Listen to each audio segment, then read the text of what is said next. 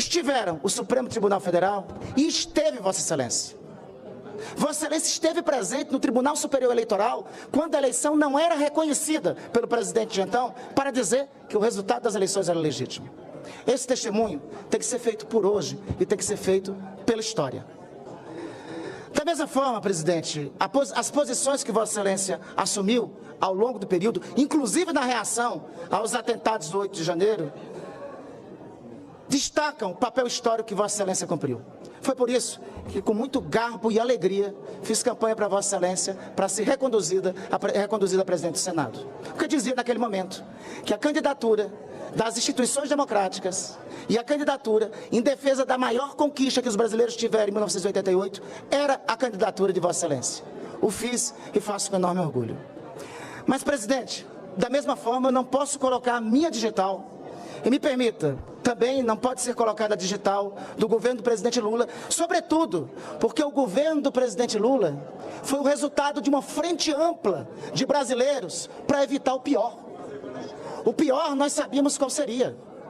Seria a apreciação, seria a destituição ou ampliação até do próprio Supremo Tribunal Federal, porque estava se opondo ao que tinha. Tem significado diagnóstico no 8 de janeiro, das 3 casas que foram ofendidas, destruídas, vilipendiadas, atacadas. O senhor sabe muito bem, a sede do Supremo ter sido a que recebeu o amplo ataque para a destituição. Então, por tudo isso, senhor presidente, esta PEC se insere dentro da quadra histórica. Não se trata aqui de debater de ampliação de direitos individuais, de direitos para o cidadão que está nos assistindo nesse momento. Não é disso que estamos tratando. Estamos tratando a aprovação dessa PEC. É claro que só pode ser entendido, e aí, falo como historiador, é claro que só pode ser entendido por alguns que foram, na quadra histórica, derrotados como uma reação. Por isso que a minha digital não está na aprovação dessa PEC. Por isso que reajo, nem tanto pelo mérito. Qualquer poder está submetido à análise, inclusive, desse poder do Congresso Nacional. Qualquer poder. Aqui, na arquitetura de Niemeyer, é a casa dos representantes do povo que consoante essa arquitetura com a Constituição. Mas o problema, presidente, é como diz aquela poesia. Aqui é como diz aquela poesia. Tudo o que acontece na vida tem seu momento e seu destino. E tudo o que acontece em um momento tem uma relação com a história.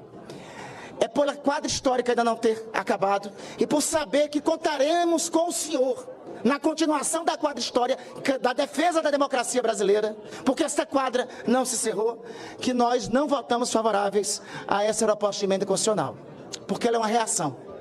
Não há outra digressão ou outra definição para ela. Ela é uma reação. Ela é uma reação a, sobretudo, o papel histórico que o Supremo Tribunal Federal cumpriu no último momento. Por isso é com a consciência tranquila, presidente, que encerro aqui com o dizer do poeta que o senhor mais admira. Quem garante que a carroça abandonada numa beira de estrada ou numa estação em glória é a história.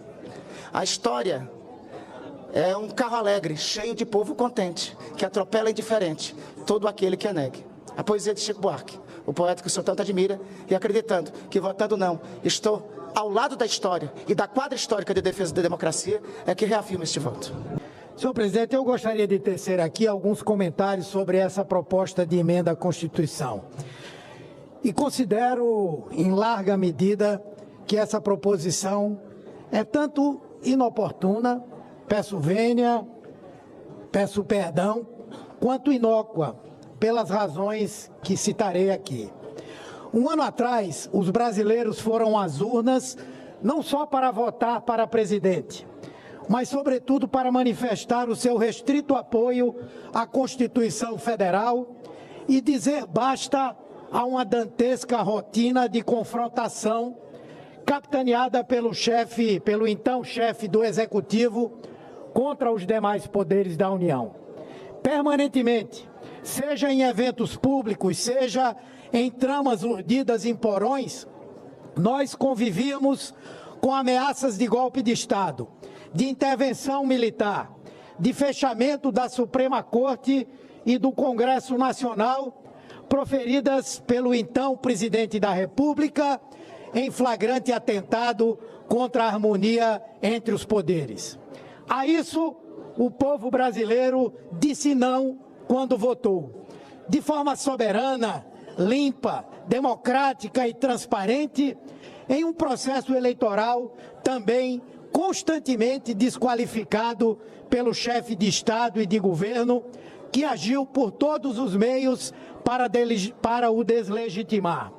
Nesse cenário, a independência do Poder Judiciário, bem como a altivez, a coragem e a determinação dela decorrentes, foi fundamental para pôr em marcha o sistema de freios e contrapesos do regime democrático, pelo qual os ímpetos golpistas puderam ser contidos, as eleições realizadas e os seus resultados legítimos assegurados.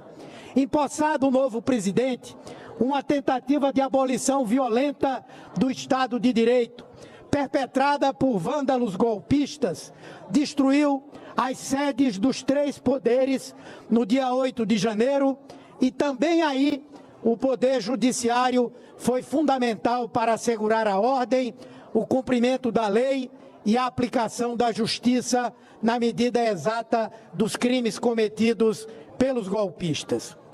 Então, parece-me que neste momento, medidas que tenham por condão cercear as prerrogativas do Supremo Tribunal Federal, mesmo que bem intencionadas, especialmente as prerrogativas que lhes são atribuições constitucionais, terminam servindo para fomentar o propósito político eleitoral daqueles que querem punir o STF pelo papel de enorme relevância que tem cumprido nesta quadra histórica. Não que o debate seja proibido ou desnecessário, ele só é totalmente inoportuno. E nesse contexto pelo qual passa o Brasil, isso não é pouca coisa. Essa é uma maneira de manter vivo um tensionamento entre os poderes constitucionais, que já nos trouxe enormes prejuízos políticos e institucionais e insuflou até mesmo os que viram nessa seara uma oportunidade de fragilizar a democracia e derrubar o Estado de Direito. É também um equívoco, porque além de uma descortesia constitucional se imiscuir em aspectos da dinâmica interna do STF, essa PEC versa sobre ritos sobre os quais o próprio STF já regulou.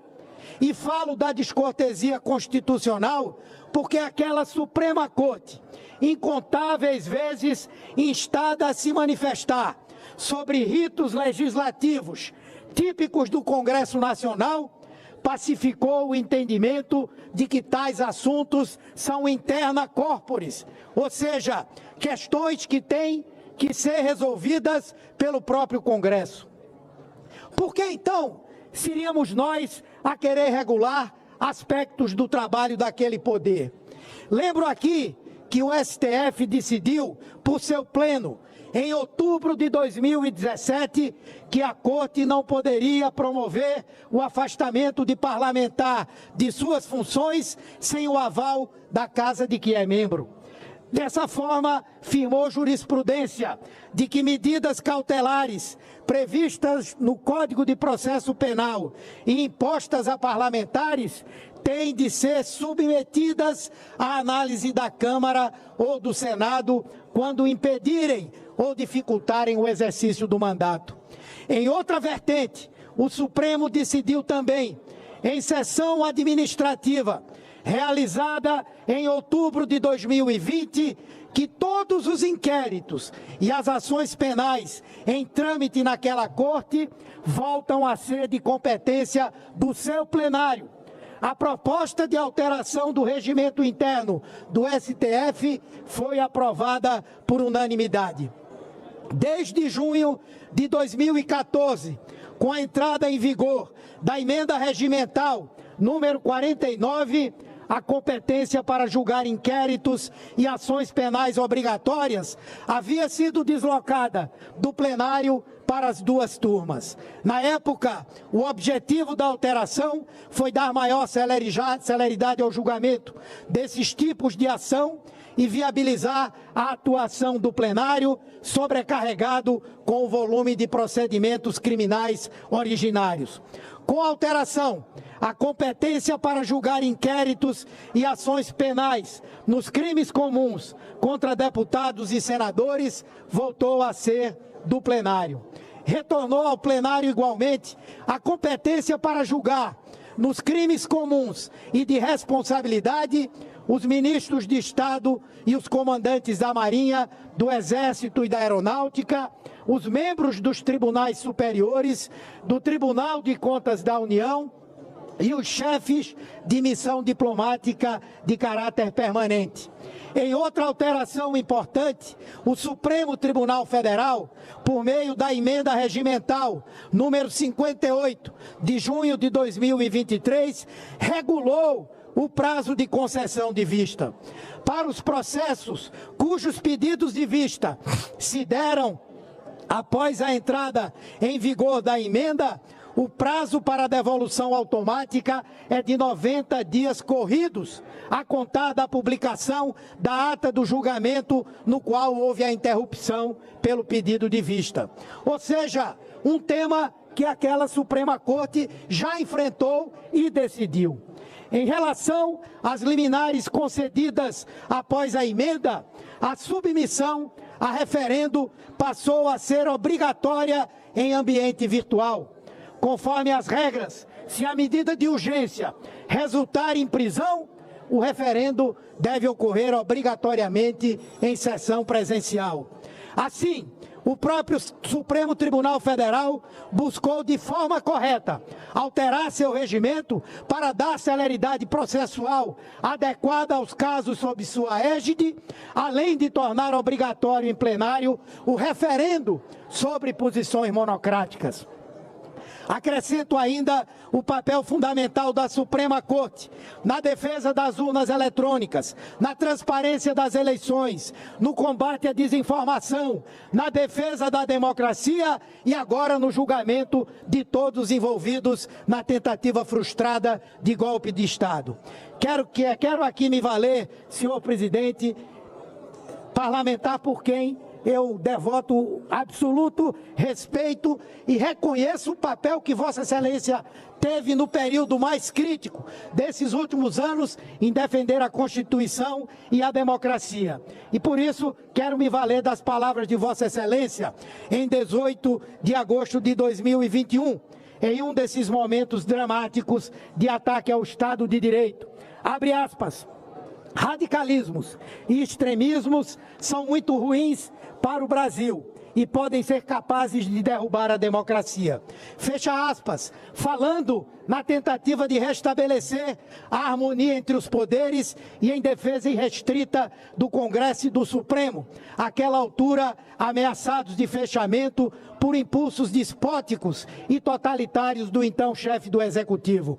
A harmonia entre os poderes da União, como cláusula pétrea da nossa Constituição, é um exercício permanente e um dever, vou concluir, senhor presidente, peço apenas um minuto a mais, e um dever insofismável de todos nós. Não permite esmorecimento, não pode dar espaço a tentações políticas e é um compromisso com a democracia e com o Estado de Direito. Nesse sentido, entendo pelo que aqui aduzi, que a PEC é desnecessária e inoportuna, tanto mais porque o próprio Supremo, usando de boa técnica e de sensibilidade histórica, respondeu com decisões internas às questões apresentadas, que hoje essa tribuna, essa proposta, visa, num duplo e inócuo esforço, novamente a regular, parecendo um avanço provocativo às prerrogativas daquele poder. Adentrar sobre assuntos interna corporis de outro poder é abrir um perigoso precedente atentatório à harmonia entre eles, que longe de ajudar a devolver o país à normalidade e reforçar o papel das instituições, atiça os ânimos daqueles que pelas brechas e pelo caos buscam minar nossas bases democráticas diante das fragilidades e fissuras abertas na estrutura do Estado de Direito. Muito obrigado, senhor presidente, pela tolerância. Muito obrigado a todos e a todas.